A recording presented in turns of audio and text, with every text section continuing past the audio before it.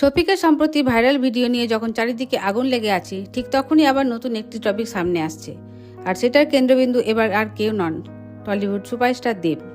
Social media মানুষ এখন প্রশ্ন তুলছেন, শফিকের সাথে দেবের সম্পর্কটা আসলে কি? কারণ ভিডিও ভাইরাল হওয়ার পর থেকে হঠাৎ করে শফিকের নাম দেবের সঙ্গে জুড়ে দেওয়া হচ্ছে, আর আলোচনার মাত্রা বাড়ছে প্রচণ্ডভাবে। বিস্তারিত আরও জানার আগে আপনি যদি আমাদের চ্যানেলে নতুন হয়ে থাকেন, আমাদের চ্যানেলটি সাবস্ক্রাইব করে আমাদের সঙ্গে থাকুন। ধন্যবাদ।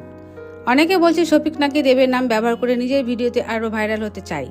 আবার কেউ বলছে দেবের টিম নাকি গোপনে নজর রাখছে, কারণ শফিক যেভাবে দেবের নাম টানছে সেটা মোটেও সাধারণ ঘটনা নয়। সোশ্যাল মিডিয়ায় এখন মূল প্রশ্ন একটা, দেব আর শফিকের মধ্যে আদৌ কোনো যোগাযোগ ছিল কি, নাকি শুধু ভাইরাল হওয়ার জন্য নাটক সাজানো হচ্ছে?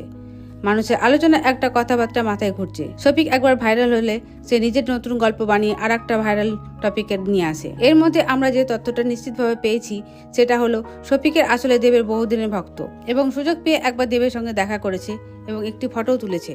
আর সেই একটি ফটো থেকেই গল্পটা এখন ভাইরাল নাটকে পরিণত হচ্ছে। আপনি এই বিষয়টা নিয়ে কি মনে করেন? মন্তব্যে জানান। ধন্যবাদ।